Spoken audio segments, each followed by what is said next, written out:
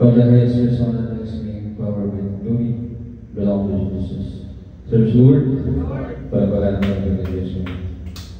Ngayong gabi sa atong Panginoon Diyos, o ngayong gabi sa matag sa natin. Salamat sa Panginoon Diyos na ipagkaan sa ating kayo na magatay mga simba pag-imayan. Salamat sa Panginoon Diyos. O salamat sa pagpapagmatandaan. O salamat sa mga pag-amping sa tipong simana. O atong i-focus kung nagkasagas sa mga pagdating pagsimba pag-imayan. Salamat sa Panginoon Diyos. Sa pagsugod pag-amping. Hallelujah, hallelujah. Daligan ni mo na mga Diyos ang palangan kagaya sa gabi. Magubad sa langit o siyempre. Diyos ng Abraham, Diyos ng Isaac, Diyos ng Jacob, Diyos ng Petros, Diyos ng Sinistay, Diyos ng Samagan sa aming church. May gabi ang pinakamamahal na Ama sa pangalan ng pinakamahal ng Jesus. Salamat o Diyos sa iyong pagbabago ng matag na. Salamat sa pag-aming proteksyon sa itong simana. Salamat sa usog, kabaskot, sa lawas. O salamat sa opportunity na kami magpapadayan sa pag-simba, pagdating, pag-himaya. Salamat kayo mo pinagi sa pag-alaala sa anong ipapahuli o Diyos. Hinaw Diyos na ikaw ang ikuban ka na mo, pubig kami sa mga presensya, hiyog kami sa mga Espiritu o Diyos. Magkuha mo papagkanalan sa kawit sa taliwalan. Ikat sa pagsugod sa joyful song, sa Bible study ang pagdating sa maghuli, bisan pa sa mga members ng kakanahan sa closing prayer. O Diyos, ikaw magkauban ka na. Hallelujah. Nagkayang pasagi o Diyos. Dasige kami, di ko na kami, lugangin, ang patubog sa litya kanina. Tananggan di ating isaling mo sa mata. Lawang madawan sa manampang Diyos. All the highest persona and singing power by glory belong to Jesus. In the name of Jesus we pray. Amen. Praise God. Kaya hanggang ni Ilalim namin siya mag-lead sa praise and worship.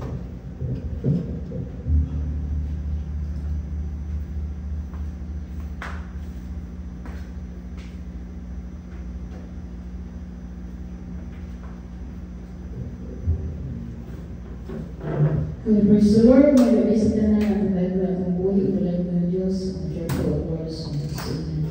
Praise the Lord.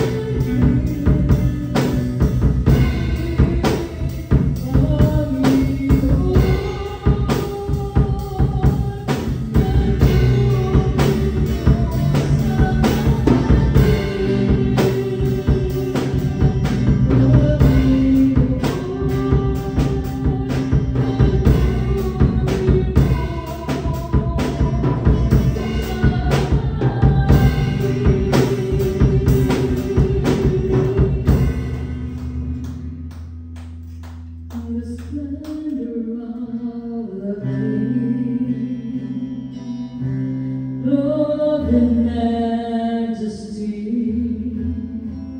let all the earth rejoice, all the earth rejoice. He wraps himself in light, let darkness tries to hide, and trembles at his voice, trembles at his voice. How great is our God, sing with me, how great is our God, and all will see how great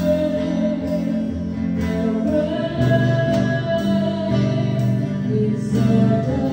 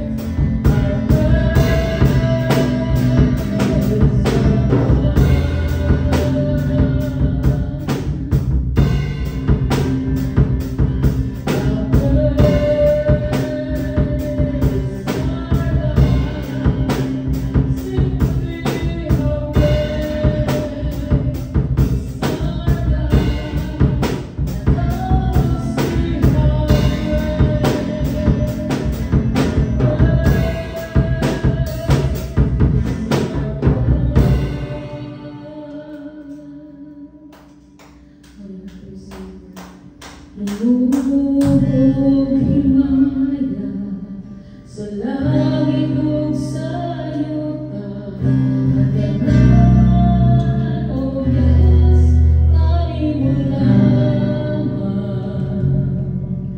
Ikaw puno sa luma, na wala'y katapusan.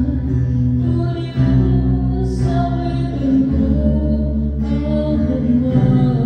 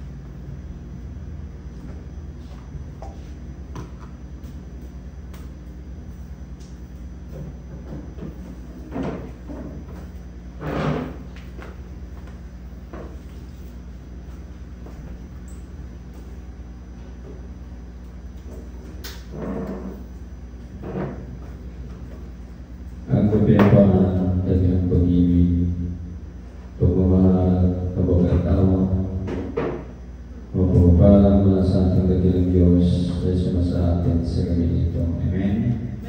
Shout Lord, para ng dakilang Diyos naman.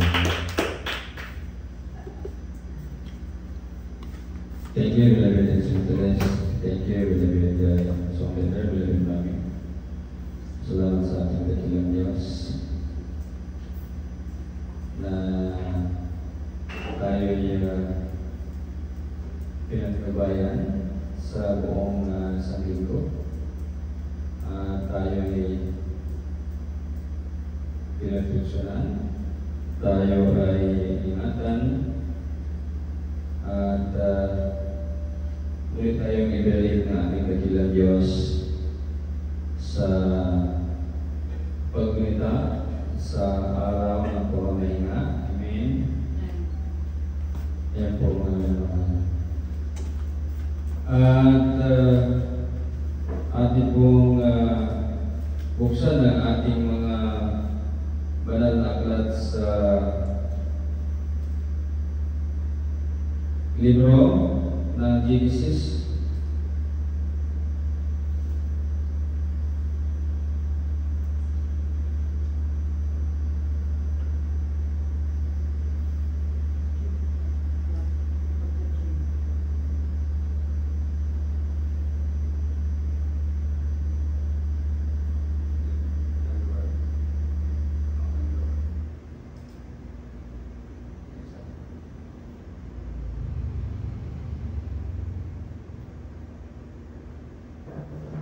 Genesis Kapitulo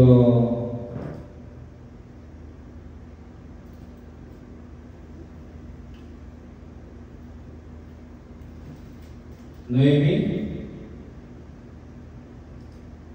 versikulo 1 hanggang 17 po mga kaibigan. So alam natin ang kwento sa buhay ni Noe. At meron po ng kanta, no? Ano nga yung kanta niya? Sa mo aking Anthony, pundat kang mulan, umiba. Pundat kang mulan, umiba. Diba? Wala, no? So, naanin sa libro sa simula, no? Genesis, no? In the beginning, maguning Genesis, no? Panimula. So, panimula ng lahat, panimula ng buhay, panimula ng lahat ng bagay, ang mundo, no? At bagay, lahat ng bagay sa mundo. Kaya tinatawag na Genesis.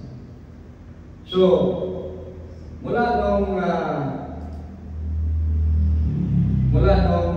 likhain ng Diyos ang tao, unang likha, no?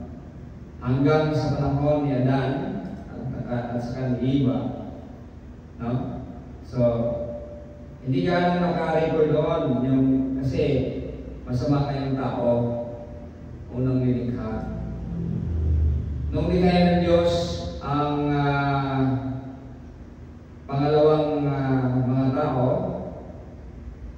si Adan at saka si Eva, inilagay sa halamanan ng Eden hanggang sa panahon ni Noe. No? Ito na po yung mga nakatala, no?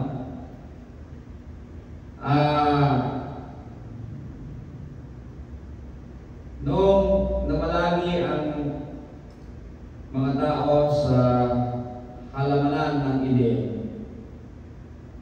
no? Sila ay mayroong buhay na walang hanggan. Natapos ang buhay na walang hanggan ay binigay ng Diyos nung nagkasala sila. No? Tinalakay natin po yan, no? So, nung nagkasala, hanggang sa panahon ni Noe, kaya nilipol ng Diyos ang sangkatauhan. Noong time na yon, nung likhain ng Diyos ang unang tao, ang pangalawang tao, ang ipinapakain lang ng Diyos ay butil at saka mga prutas. Kaya maraming pagsasalangsang doon kasi naging masama yung tao, hindi na sumusunod sa Diyos. No? Kaya dito sa ating pag-usapan, nung iniligtas ng Diyos si Noe at saka yung mga anak niya, asawa niya, no? Ilan ba sila lahat naligtas?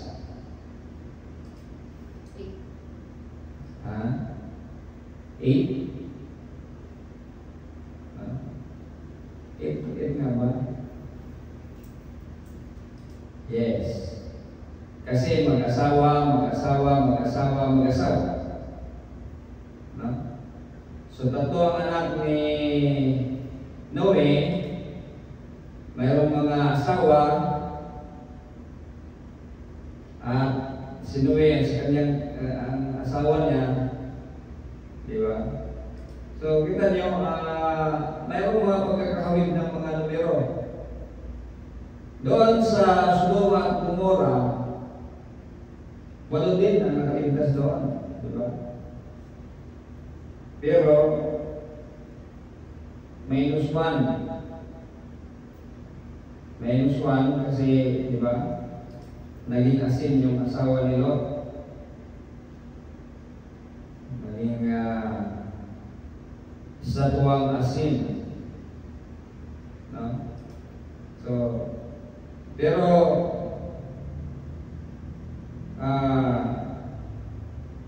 dito, ang naligtas ay 8 din. No? Mga anak ni Noe, mga asawa, si Noe at saka kanyang asawa. Dito po mga minamahal, dahil nga hindi mapigilan yung tao, gusto talagang kumain ng mga hayop, no? Dito po nag-umpisa ang pagkain ng hayop, no? Dito po nag-umpisa mga sabi dito. Tungayan natin mga naman. Ang kasunduan ng Diyos kay Noe. So, madali na naman pong maintindihan ang gusto ng Diyos. No? Nung una, nilipon niya kasi kasama doon, no? Direct na nung ginawang tao, directly 2 images yung inilagay sa tao. No? Ibig sabihin, 2 karakter. Kasi yung image na tinutukoy ay karakter. No? So kaya, direct yung pagpasok ng kasamaan doon sa tao. Pero ang pangalawa, Adan at saka si Eva, no? Indirect. Kasi ginawa ng Diyos muna na mabuti yung tao. Dito naman si Satanas, nilinglang niya, no? Kaya nakapasok si Satanas. So indirect. Kaya yung tao kahit sa atin, yung lahi ni Adan at saka ni Eva, kahit na gaano ka sama, nakakabalik pa rin, no? Nakakabalik pa rin sa paanan ng ating dakilang Diyos. No? So diniscuss na po natin yan kasi nakasulat ang pangalan ng Diyos sa DNA ng tao. So, nilinis ng Diyos. Paano nilinis ng Diyos? No? Dahil sa tubig. No? Kaya dito, malalaman din natin kung ano ba yung kasunduan na ibinigay ng Diyos. No? Yung kasunduan yung binigdas ng Diyos, yung pamilya ni Noe, at ang Diyos. So atin pong tungayan ito mga kailangan. Ang kasunduan ng Diyos kay Noe. Binasbasahan ng Diyos si Noe. Ito po'y pagkatapos na nung humupa yung baha, nung umabot ng 150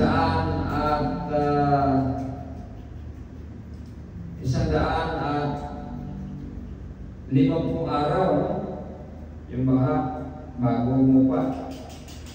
Kaya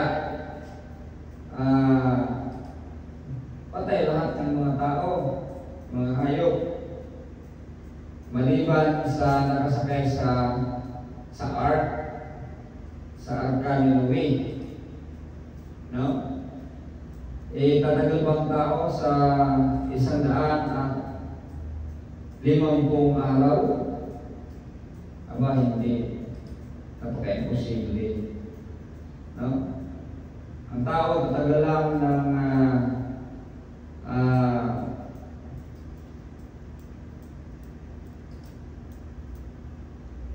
40 years, no? Na walang tubig, walang kain. Marami na po nakakagawa niyan, pero yung iba naman hindi nagtagumpay. Yan po mga naman. Si Jesus, si Prophet Moses, di ba? 40 days sila nagpapas, no? Yan po mga naman. At marami pa ng mga Bible character. At may mga strong din ng pananampalataya na nakakaabot din ng 40 days na fasting. So noon tayo ay laging nagpa-fasting. So yan po mga minamahal.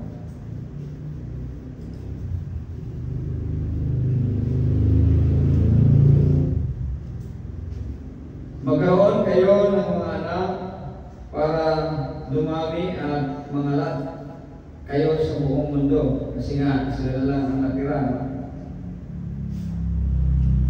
Patatakot sa inyo ang lahat ng hayop, ang mga lumalakad, lumilipad, gumagapang, at ang mga nakatira sa tubig. Kayo ang maghahari sa kanilang lahat. Ayan. Ibig sabihin, yung lahat ng mga hayop, tayo ang mamamahala, tayo ang mas mataas kaysa kanila. No? And then, sabi pa ng Diyos, makakain na kayo ngayon ng mga hayop. Yan. In verse 3, dito po nag-umpisa na ipinahintulot ng Diyos ang pagkain ng karning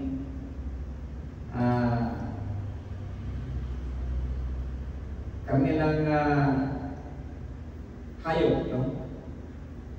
Ano man yan, basta hindi karumal-dumal. So, pagkatapos din nito, itong kasunduan na ito, nagbigay din ng Diyos ng mga pwedeng kainin. No? Pwedeng kainin at hindi pwedeng kainin.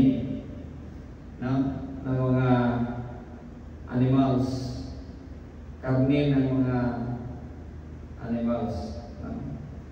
So yan po mga animal. Tandaan natin, dito nag-umpisa na pinayagan ng Diyos, no, ang tao na kumain ng karneng hayop, karne ng mga animals. Pero noon, tandaan natin, mula kay Adan at Eva hanggang sa panahon ni Noe, ang pinapakain lang sa tao ay butil at saka mga prutas. Yan po mga minamahal. So dito kasi sa panahon ni Noe,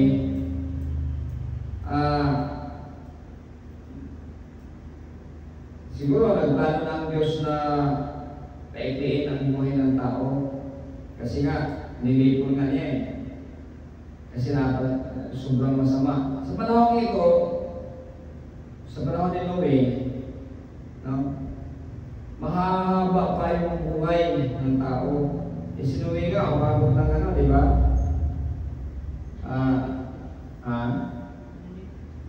950. Nung natapos ang baha, 601 yata ang kanyang edad. 601. So napakahaba ng buhay nila, no? Yan. Pero unti-unti itong umiiksi ang buhay ng tao dahil sa kasalanan. Nakita kasi ng Diyos na masyadong makasalanan ng tao. Kaya nag-decrease siya, di ba? Hanggang 120 na lang. Yan po mga minamahal. So, kasi ang pagkain ng karne ng hayop ay hindi nakakabuti sa ating katawan. No? At pinapatunayan ko yan ng Bible, ang masanda natin dakilan Diyos, kasi nung kumain na ang tao ng karne ng hayop, unti-unti nang bumababa or umiiksi ang buhay ng tao. Kaya yung karne hindi talaga kailanman nakakabuti sa ating katawan. No? Yan po mga minamahal. Bakit? No? Kasi ang ating katawan ay nangangailangan ng vitamin D. No? Yung vitamin D, no? Napaka-importante po sa katawan natin yan. So, kung kumakain ka ng karne ng hayop, ano ba ang kalidad ng karne ng hayop? Ano ba ang kalidad ng hayop? Hindi naman makapagtagal sa sun yan. Namamatay yan. Kaya yung bakterya na nandyan makukuha mo sa karne, no, hindi mo tatagal sa sun yan. Pero kapag ang bakterya na makukuha mo sa halaman, sa butil, no, ay magtatagal po yan sa sun. Kasi tayo 12 hours yung ating sun, no? Ang mahaba, no? Kaya yung mga western country, ang pagkain nila doon ay iba kaysa sa atin dito. Doon nahilig sila sa mga pasta, karne, o mga dilata, kasi hindi naman sila na-expose ng masyado sa araw. No? Yan po mga minamahal. No? So kaya, nandito po sa salita natin dakilang Diyos, makukuha mo yung mga wisdom. No? Kung binigyan ka ng pagkataon, binigyan ka ng authority na malaman yung wisdom na kailangan natin. So, tandaan po natin dito mga minamahal, dito nag-umpisa na tayo ay, ang tao ay pinapakain ng hayop. Ulitin ko. Verse 3. Sabi ng Diyos, makakain na kayo ngayon ng mga hayop. Ibibigay ko ito sa inyo bilang pagkain, kagaya ng mga ibinibigay ko sa inyo na mga pananim na makakain. Yan. Pero huwag ninyong kakainin ang hayop na nang mamatay ay hindi lumabas ang dugo, dahil ang dugo ay simbolo ng buhay. Kaya yung mga ginagawa, ay mga sumusunod natin, no? Di tayo kumakain ng dugo, di tayo kumakain ng maliban na lang kung yung binibili natin mga karne ay hindi naman natin alam na hindi nakalabas yung dugo, no? Pero under protection naman tayo ng Diyos sa mga ganyang bagay, no? Pero kapag alam natin o ginagawa natin, no, na kahit alam natin, kinakain pa rin natin, no, yan ay ayaw ng Diyos. Kasi sa honesty na yan, no? So, magiging honest lang tayo sa Diyos. Pero kapag kain ka ng binili mo na karne na hindi nakalabas yung dugo, no? Ibig sabihin, namatay siya na hindi lumabas yung dugo. Kasi kapag pag nagkatay tayo, pinapalabas natin yung dugo, no? Yan po mga minamahal. Kasi ang dugo daw, sabi ng Diyos, ay simbolo ng buhay. Yan po mga minamahal. Kaya bawal or ipinagbawal ng Diyos ang pagkain ng karne na hindi nakalabas yung dugo. Kasi parang kinain na lang yung dugo eh. Kasi hindi siya nakalabas, nandiyan siya sa karne mismo. No, kaya may mga ganyang senaryo na hindi nakalabas yung dugo, namatay yung isang hayop. No? Iba siya, mas parang pula, no? Or masyadong parang umiitim yung laman. Kasi maraming dugo, hindi nakalabas. Ayaw ng Diyos yan. Tandaan po natin yan. Hindi naman tayo ang nagsasabi.